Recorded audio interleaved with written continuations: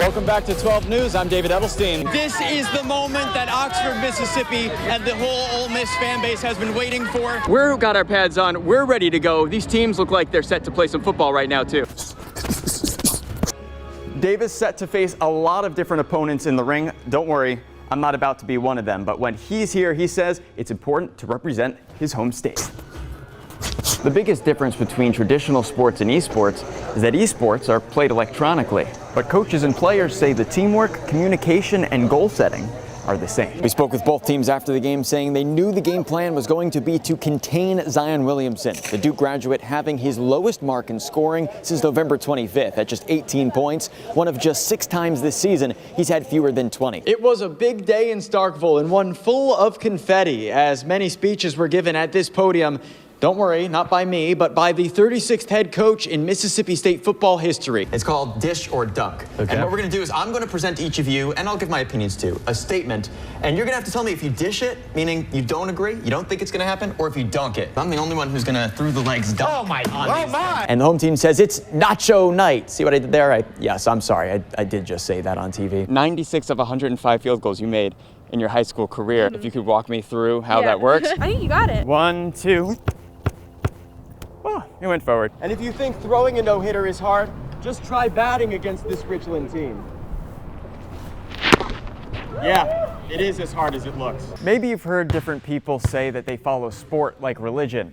You might even hear them refer to their favorite player as a god. So while that's God with a small g, the church at the Ark is using basketball to teach about God with a big G. The Falcons say powerlifting is obviously about lifting weights, but they say it's just as much about lifting each other up in the process. Already Ridgeland 13-4 on the season.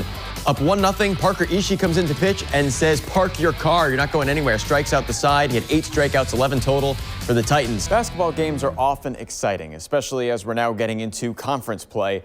But one sure way to make them even bigger is by putting the little numbers right in front of the team names. They say the only constant in life is change, and every year in sports brings about a lot of change. We've covered many moves so far, but maybe none is bigger than today's news. ESPN's Chris Lowe reports that Alabama football head coach Nick Saban is retiring. What do you hope that the lasting messages of this, bringing a national championship in football to the state of Mississippi? I thought Ole Miss should be more disappointed maybe than even MSU, because we knew that they were going to lose maybe to Georgia, or at least what I'll say is not that we knew, but if they did lose to Georgia, MSU, it wasn't going to be as big of a deal, but they had to keep the game close. They didn't. I'm excited to find out what we have coming up in sports. You're doing a great job anchoring, by the way. I really thank you. I mean, I've anchored sports in the past. What we're seeing right now is exactly what we thought the reality was. Sports is entertainment, and follow the money. That's David's discussion. I'll take some of it, though. Actually got each of you a present from the game. But you're rooting for Ole Miss or Southern Miss. These were some of the rounds. You could go like this. It creates a fan. You know what I mean? I'm excited. Here we go. Another week, right? But I can't believe we're halfway to the playoffs already. Is he ever not excited? That's he true. is always excited. So for now, that's all for sports. Stay friendly and stay tuned. Stay friendly and stay tuned. Stay friendly and stay tuned. Find a reason to smile. Just get a David Edelstein with you. Make it a good night. You probably don't want to mess with Kashawn Davis. They call him Big Baby, but at 6'4", 265 pounds, he's really one big man. How they made it up wasn't wrong. I mean, I was one of the biggest dudes in the gym, and I still was the youngest. He was already 6'1" at 12 years old when he started boxing, a way to get in shape for football. I never planned on boxing. I never thought about getting into boxing until I did, but once I did, I liked it, so I rolled with it. Now the 23-year-old Pearl High School graduate is going pro. The 3-time amateur national champion and current number 6 in the country has punched his ticket to the big stage. Literally. I just felt like it was something I needed to do. God blessed me with the talents, and who am I to tell him not to use them? You give him his homework, and he gonna pass the test. Pearl Boxing Club coach Bombay Higginbottom has been leading the gym for 15 years. He says this is his proudest moment. I love it. It's the best thing that ever happened. You know, a lot of people get scared of taking that step forward, especially coming from Mississippi, because, nobody never did it. Davis set to face a lot of different opponents in the ring. Don't worry, I'm not about to be one of them, but when he's here, he says it's important to represent his home state. Definitely want to be one of those guys that people look back like, that guy from Mississippi, that boxer, the heavyweight, came out of Mississippi and showed up for us and made a big name for Mississippi. Now we about to prove that we could do it here from our state. You know, we ain't got to leave our state to be great. Kashawn is really going to put Mississippi on the map. When they say in this corner, they're going to say from Mississippi. One day I plan on being I will be world champion one of these days, you know. So as long as I keep on working, I'm very confident in what I can do, and I know I can rise to the top.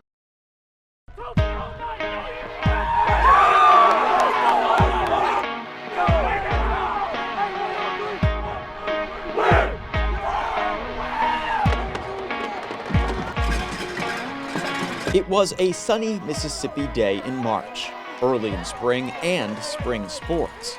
The Amory baseball team on a roll, off to a 15-1 start to the season. For a lot of us, you know, baseball, that's all we know. That's what we eat, sleep, and breathe it. The Panthers won the 2022 state championship. Even if they had their doubts for this year, after the team graduated 5 seniors, fans attended the games in full force. Baseball's kind of a come-together sport for the Amory community. It's been a glue for the town. The Panthers added on to their winning streak that night, and they were ready to get right back at it for a game the next day as clouds started rolling in. Our athletic director and superintendent said, let's go home about 4 today. The weather looks, you know, we've did it a million times, and we didn't know that was going to be it. Just 24 short hours later, the storm came through, wiped everything out.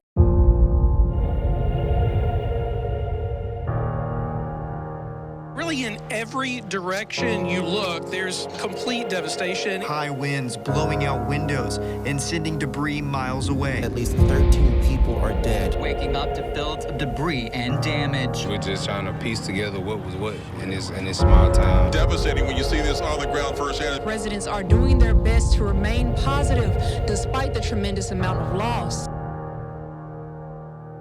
We had got a call from one of my buddies that said the field's gone, and I thought he was over-exaggerating, and I showed up the next morning. He was 100% right. It was gone. The same night as the Rolling Fork tornado, the National Weather Service says a rare EF3 tornado cut through Amory. We just had to see it to believe it, to accept it. It was so surreal. It was nearly a mile wide with winds at 150 miles an hour, ripping through the city in a matter of minutes. As the sun set over the field, we just saw that it was all gone. It's like a second home to all of us, so that was kind of our place to go, and then once we realized it was gone, it was kind of heartbreaking. The team worked to clean up, pulling their own jerseys, shirts, and their state championship trophy out of the rubble. Amory's athletic facilities destroyed, but the team's spirit strengthened. There's a big feel of doubt, but when I sat down and thought about it, I knew that, you know, with the people we have in our community, we were going to come back. Head coach Chris Pace says it's hard enough to have success while grinding through a baseball season, let alone now having to play the entire schedule on the road. For these guys to go through what they've gone through and to come back and just, I don't know, I think to play harder. I mean, I don't know if that's even right, but just the way they played the last couple weeks, just the grit. I don't know, it's been special. When adversity hits, whether it's in life, the storm, or the baseball game, you got to adapt and overcome. Us coming back, fighting through everything, getting back to where we are today, it means a lot to us. She's low, ball high, boom, 1-2. We're gonna get there in one dribble. If you build it, they will come. I'd go put a basketball court in a Walmart parking lot today and attract 100 people. You know, it's a no-brainer. So just off Highway 16 in Philadelphia, Mississippi, there it stands. Former Southern Miss basketball player Prince and his mentors, teaching kids the skills of the game. The kids that grasp onto every word you say and listen, and they learn every single day, it kind of inspires me. But this is not your traditional gym. In fact, it's not just a gym. It's the church at the Arch, with Pastor Jay Clark transforming the hardwood and the lives of congregants on Sunday mornings. There was a hunger in the community, like people were looking for a fresh expression of how to connect to God. Maybe you've heard different people say that they follow sport like religion. You might even hear them refer to their favorite player as a god. So while that's God with a small g, the church at the Ark is using basketball to teach about God with a big G. It's not gonna look like a church. It's a basketball court, it's concrete, And that's people coming together. It's an opportunity to do what church does. And we found that that's what people are looking for. This place, it's almost just a flag in the sand. It's like, look, there's healing here. 24-year-old Jarrett Allen has completed the drug and alcohol recovery ministry the Ark also offers. He says when he lost basketball after school, he lost his way. Now it's basketball that's led him back. I can name 20, 50 people that's in this church that's taking that path, and to see redemption and change in their life wakes me up every day. Normally we see singing or dancing or praising as worship, but I think that basketball is just another media of worship. There's a lot of people who are looking for a way to connect to God and to each other, and we really believe that the vision of this church could help reach those kind of people. Reporting in Neshoba County, I'm David Edelstein.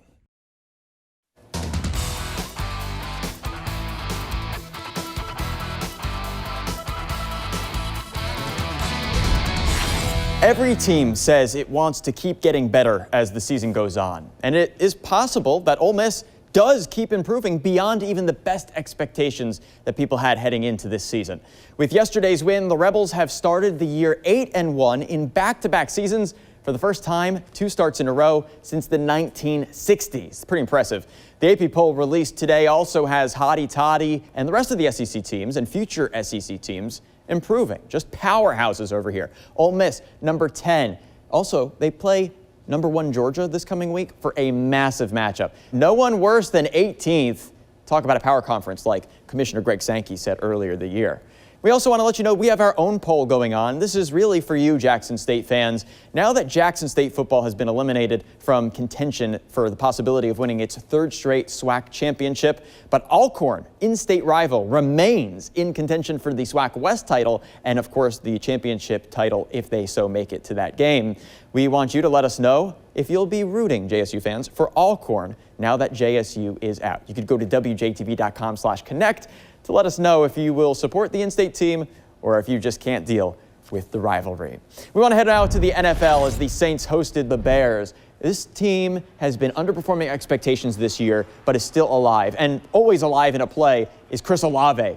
He makes a massive move to come free, catches the ball with the extended arms to tie the game at 7. Then Taysom Hill, he's threaded the needle all year, and with that touchdown in the corner, becomes the first player to have at least 10 career rushing touchdowns, at least 10 career passing touchdowns, and at least 10 career receiving touchdowns since Pro Football Hall of Famer Frank Gifford. Get that, pretty cool. Paulson Adebo had a great game. Standout today with a takeaway. The first time he's recorded a takeaway in 2 consecutive games in his career, and now the first time he's had multiple in a single game with 2. Blake Grupe, by the way, hit a career-long 55-yard field goal to tie it at 17 to start quarter 4 and lead to this.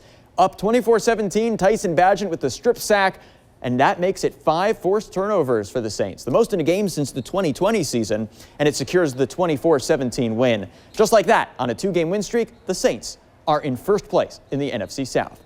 Also in the NFL, it's just been announced that Minnesota Vikings running back Cam Akers tore his Achilles during today's game against Atlanta.